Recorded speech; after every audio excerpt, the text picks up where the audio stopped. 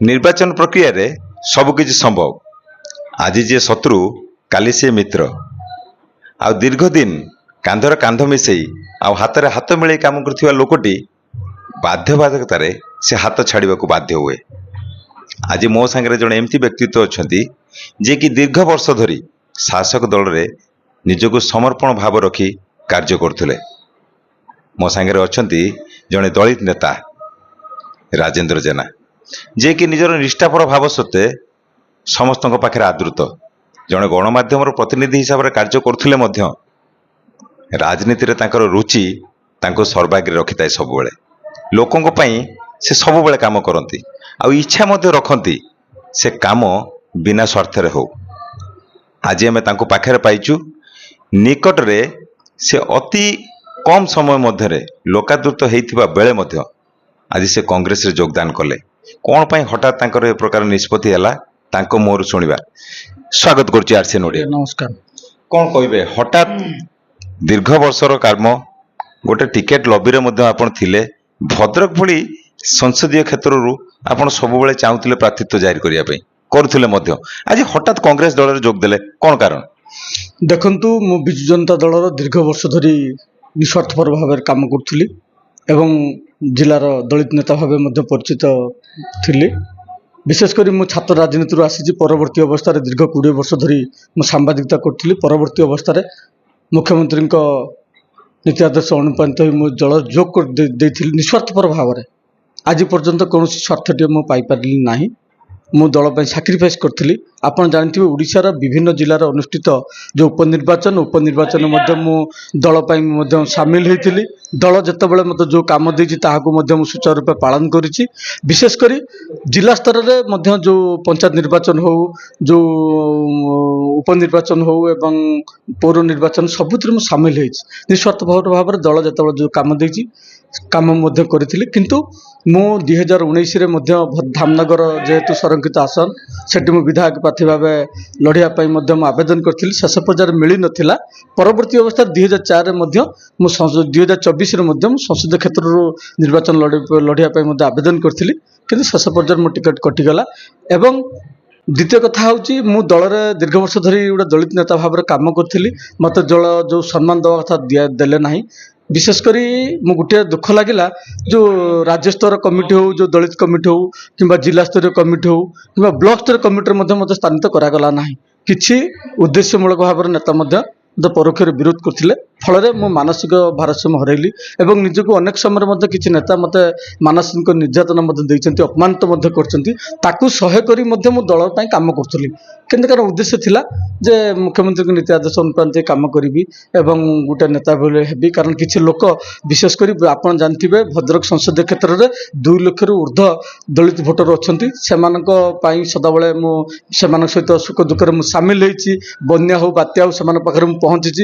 ଯେହେତୁ ମୁଁ ସଦାସର୍ବଦା ଡାଉନ୍ ଟୁ ଡାଉନ୍ ପିପୁଲଙ୍କ ପାଇଁ ମୁଁ ସଂଗ୍ରାମ କରିଛି। ମୁଁ ଚାହେଁ ଯେ ତଳସ୍ତର ଲୋକମାନେ କେମିତି ସାମାଜିକ ମୁଖ୍ୟ ସ୍ତର ଆସନ୍ତୁ, ମେନ୍ ଷ୍ଟ୍ରିମ୍କୁ ଆସନ୍ତୁ, ସରକାରଙ୍କ ସବୁ ଯୋଜନାରେ ମଧ୍ୟ ସାମିଲ ହୁଅନ୍ତୁ। ଏଇଟା ମୋର ମୁଖ୍ୟ ଉଦ୍ଦେଶ୍ୟ ଥିଲା। ସେଥିପାଇଁ ମୁଁ ରାଜନୀତିରେ ସାମିଲ ହୋଇଥିଲି। କିନ୍ତୁ ବିଜୁ ଜନତା ଦଳ ମୋତେ ଉପେକ୍ଷିତ କଲା, ଯେଉଁଥିପାଇଁ କି ମୁଁ ବାଧ୍ୟ ହୋଇକି ଶେଷରେ ମୁଁ ଦଳର ପ୍ରଥମେ ଇସ୍ତଫା ଦେଇଥିଲି।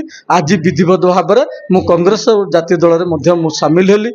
ଏବଂ ଯେଉଁ ଦଳ ମୋତେ ବେଇମାନ କରିଛି ବା ମୋ ପ୍ରତି ଯେଉଁ ଅନ୍ୟାୟ କରିଛି, ମୁଁ ନିଶ୍ଚିତ ଭାବରେ ଯେଉଁ 2024 ଯେଉଁ ନିର୍ବାଚନରେ ମୁଁ ଦେଖେଇଦେବି ଯେ ପ୍ରକୃତରେ ଯେ ମୋତେ କରିଛନ୍ତି ମୋ ସମାଜର ଲୋକମାନେ ନିଶ୍ଚିତ ଭାବରେ ତାଙ୍କୁ ଉଚିତ ଜବାବ ଦେବେ। କାରଣ ମୋ ପ୍ରତି ହୋଇଥିବା ଅନ୍ୟାୟକୁ ସିନା ମୁଁ ସହିଗଲି, କିନ୍ତୁ ମୋ ସମାଜର ଲୋକ କେବେ ବି ସହିବେନି। ଭୋଟ ବ୍ୟବସ୍ଥା ମାଧ୍ୟମରେ ନିଶ୍ଚିତ ଭାବରେ ଉଚିତ ଜବାବ ଦେବେ। ନିଶ୍ଚିତ ଭାବରେ ଆପଣ ଜାଣିବେ, ରେଜଲ୍ଟ ବାହାରିଲା ପରେ ଆପଣ ଦେଖିବେ ଇଏ ଦଳୀୟ ଯେଉଁ କଂଗ୍ରେସ ଦଳ ବିପକ୍ଷରେ ଯେଉଁମାନେ ପ୍ରାର୍ଥୀ, ଶାସକ ଦଳ ପ୍ରାର୍ଥୀ ହେଇଥିବେ, ନିଶ୍ଚିତ ସେମାନଙ୍କର ପରାଜୟ ହେବ। କଂଗ୍ରେସ ଦଳର ନିଶ୍ଚିତ ବିଜୟ ଲାଭ ହେବ, ଇଏ ଆଶା ମୋର ବିଶ୍ୱାସ ମଧ୍ୟ ଅଛି। ଆମେ ଆପଣଙ୍କୁ ଦେଖିଛୁ ଛାତ୍ର ରାଜନୀତି ବେଳୁ ଆପଣ ପ୍ରତ୍ୟେକ ଛାତ୍ରମାନଙ୍କ ସହିତ ଥିଲେ। ସେଇଠୁ ରାଜନୀତି କ୍ୟାରିୟର ଆରମ୍ଭ ହେଇଥିଲା। ସେତେବେଳର ରାଜନୀତି କ୍ୟାରିୟର ଆଉ ବର୍ତ୍ତମାନର ଇଏ ଯେଉଁ ରାଜନୀତି, ଏ ଦୁଇଟା ଭିତରେ କ'ଣ ପାର୍ଥକ୍ୟ ଦେଖୁଛନ୍ତି? 1992-93 ପାଖରୁ ମୁଁ ଛାତ୍ର ରାଜନୀତି ସହିତ ଆସିଥିଲି। ଦୀର୍ଘ ବର୍ଷ ଧରି କରୁଥିଲି। ମାନେ ସେତେବେଳେ ଦିନକୁ ଦିନ ରାଜନୀତିର ପରିଭାଷା ବଦଳି ଯାଇଛି। ସେ ସମୟରେ ରାଜନୀତି ଅଲଗା ଥିଲା, ଏବେକାର ରାଜନୀତି ସମ୍ପୂର୍ଣ୍ଣ ଓଲଟି ଯାଇଛି।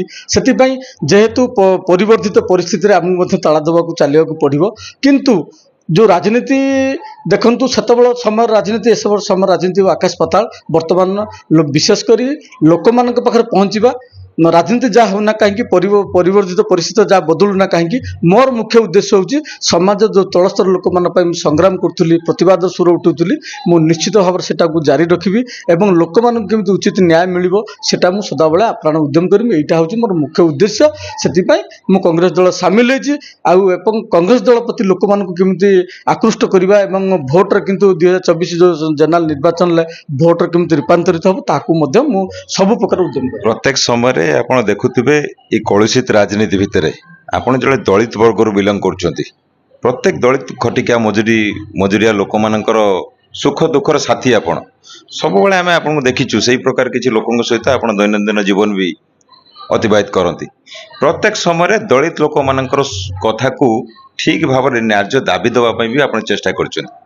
ଆପଣ ଭାବୁଛନ୍ତି ଯେଉଁ ଜାତୀୟ ଦଳରେ ଆପଣ ଆଜି ଜଏନ୍ କଲେ, ନିଜର ଯୋଗଦାନ ଦେଲେ, ଆଗାମୀ ଭବିଷ୍ୟତ ପର୍ଯ୍ୟନ୍ତ ଆପଣ ତାଙ୍କ ସହିତ କାମ କରିବେ, ଆପଣ ଭାବୁଛନ୍ତି ଏ ଦଳ ଆପଣଙ୍କୁ ସଠିକ ନ୍ୟାୟ ଦେବ ବୋଲି? ନିଶ୍ଚିତ ଭାବରେ ଆପଣ ଜାଣିଥିବେ ଯେ କଂଗ୍ରେସ ଦଳ ଗୋଟେ ବିରାଟ ବଡ଼ ସମୁଦ୍ର।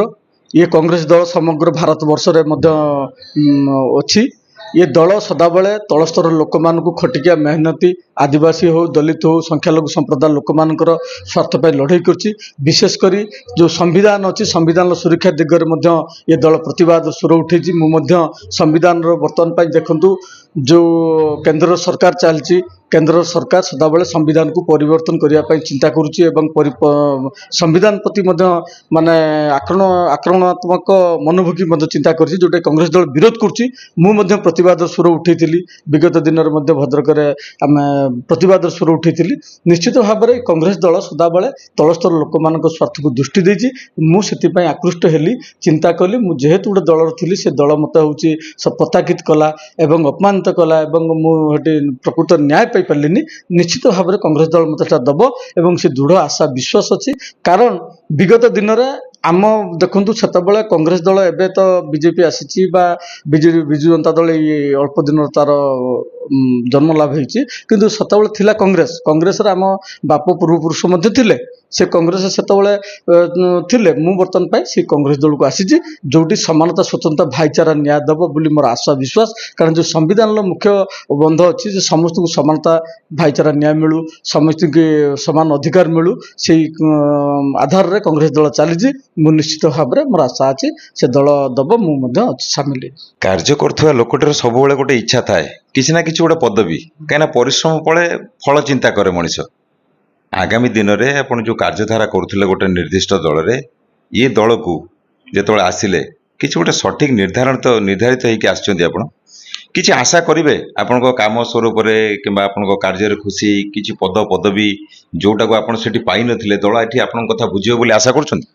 ଦେଖନ୍ତୁ, ମୁଁ ସଦାବେଳେ ଗୋଟିଏ କଥା ଆପଣଙ୍କୁ କହୁଛି, ମୁଁ ସମାଜ ତଳସ୍ତର ଲୋକମାନଙ୍କୁ ସେମାନଙ୍କୁ ସାମାଜିକ ମୁଖ୍ୟ ସୂତ୍ର ସାମିଲ କରିବା ପାଇଁ ମୋର ମୁଖ୍ୟ ଉଦ୍ଦେଶ୍ୟ। ମୁଁ ଯେଉଁ ଦଳରେ ଥାଏ ନା କାହିଁକି ବା ଥିଲି, ପୂର୍ବରୁ ଥିଲି, ଆଜି ମଧ୍ୟ ଅଛି, ସଦାବେଳେ ମୁଁ ସମାଜ ତଳସ୍ତର ଲୋକମାନଙ୍କ ନ୍ୟାଯ୍ୟ ଅଧିକାର ପାଇଁ ମୁଁ ଲଢ଼େଇ କରିବି ଏବଂ ମୁଁ ଯେଉଁ ଦଳରେ ଅଛି ସେ ଦଳୀୟ ନେତାକୁ ମୁଁ ନିଶ୍ଚିତ ଭାବରେ ତାଙ୍କ ସମ୍ମୁଖକୁ ଆଣିବି। ନିଶ୍ଚିତ ଭାବରେ ସେଟା ମୋର ମୁଖ୍ୟ ଉଦ୍ଦେଶ୍ୟ।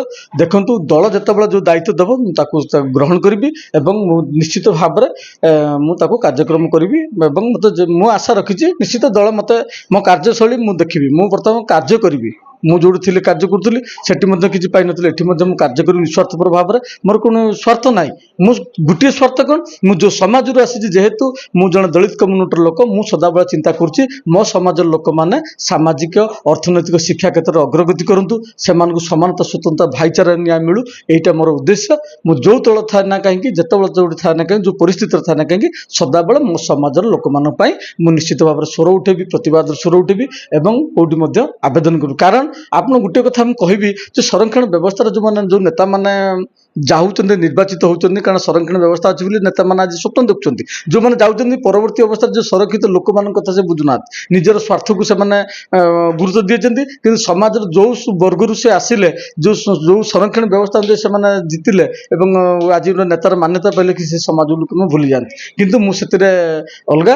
ମୁଁ ଚାହେଁ ଯେ ମୋ ସମାଜର ଲୋକମାନେ କେମିତି ଆଗକୁ ଆସନ୍ତୁ, ସେମାନେ ସାମାଜିକ ମୁଖ୍ୟ ସହିତ ପାଆନ୍ତୁ, ସମାନତା, ଭାଇଚାରା ସେମାନଙ୍କୁ ମିଳୁ, ଏଇଟା ମୋର ମୁଖ୍ୟ ଉଦ୍ଦେଶ୍ୟ।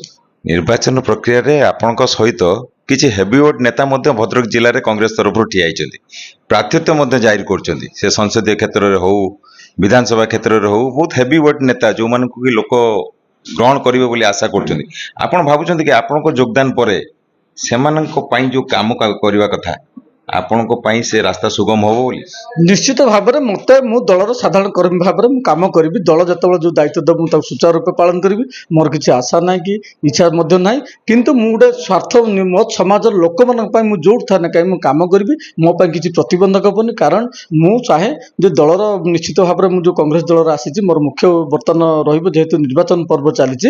ଏ ନିର୍ବାଚନ ପର୍ବରେ ମୋ ଦଳୀୟ ପ୍ରାର୍ଥୀ, ମୁଁ ଯେଉଁ ଦଳରେ ଅଛି କଂଗ୍ରେସ ଦଳରେ, ସେ ଦଳର ସଂସଦୀୟ ପ୍ରାର୍ଥୀ ହେଉ ବା ବିଧାୟକ ପ୍ରାର୍ଥୀ ହେଉ କିନ୍ତୁ ଜିତିବେ, ସେଥିପାଇଁ ମୁଁ ଆପ୍ରାଣ ଉଦ୍ୟମ କରିବି। ସେଥିପାଇଁ ମୋ ପାଇଁ କିଛି ପ୍ରତିବନ୍ଧକ ହେବନି ବୋଲି ମୁଁ ଅନୁଭବ କରୁଛି, କାରଣ ମୁଁ କାମ କରିବି ଲୋକମାନଙ୍କୁ, ମୋ ସମାଜର ଲୋକମାନଙ୍କୁ ଆକୃଷ୍ଟ କରିବି କଂଗ୍ରେସ ପ୍ରତିକି, ସେମାନେ କେମିତି ଆସନ୍ତୁ ଏବଂ ଭୋଟରେ ମଧ୍ୟ ରୂପାନ୍ତରିତ କରିବି। ଏଇଟା ମୋର ମୁଖ୍ୟ ଉଦ୍ଦେଶ୍ୟ। ଜାତୀୟ କଂଗ୍ରେସରେ ଯୋଗ ଦେଲା ପରେ ତାଙ୍କର ସ୍ୱର ଆହୁରି ଶାଣିତ ହେଇଛି। ଦଳିତ ଲୋକଙ୍କ ପାଇଁ କାମ କରୁଥିବା ଲୋକଟି ଆଜି ଏଇ ଦଳକୁ ଏଇଥିପାଇଁ ଆସିଛି, ଗୋଟିଏ ଆଶା କେବଳ ନିଃସ୍ୱାର୍ଥପର ଭାବରେ ସେବା ଏବଂ ସେଇ ଦଳିତ ଲୋକମାନଙ୍କୁ ତାଙ୍କ ଅଧିକାର ଦେବା। ନିଜର ସେ ସୁଗୁଣକୁ ସାବ୍ୟସ୍ତ କରିବା ପାଇଁ ସେ ଯେଉଁ ଦଳରେ ଆଜି ଉପସ୍ଥିତ ହେଇଛନ୍ତି ଏବଂ ଆଶା ରଖିଛନ୍ତି ଯେ ସଂସଦୀୟ କ୍ଷେତ୍ର ହେଉ କିମ୍ବା ବିଧାନସଭା କ୍ଷେତ୍ରରେ ହେଉ, ଯେଉଁ ହେଭିୱେଟ୍ ନେତାମାନେ ଆଜି ଏଠି ଉପସ୍ଥିତ ଅଛନ୍ତି ତାଙ୍କୁ ସେ ତାଙ୍କର ପୂର୍ଣ୍ଣ ସହଯୋଗ ଦେବେ। ବିଚାର ଆପଣଙ୍କର ଯେ ନିର୍ବାଚନ ଶେଷରେ କିଏ ଜିତିବ ଆଉ କିଏ ହାରିବ, କିନ୍ତୁ ସେ ତାଙ୍କର ସ୍ୱର ସ୍ପଷ୍ଟ କରିଛନ୍ତି ଆମ ସାଙ୍ଗରେ ଯେ ଆଗାମୀ ଦିନରେ ମଧ୍ୟ ସେ ଏମିତି ଲୋକଙ୍କ ସେବାରେ ନିଜକୁ ନିୟୋଜିତ କରିବେ। ଭଦ୍ରକରୁ ପ୍ରଭାତ ବିଜୟ, RCN ଓଡ଼ିଆ।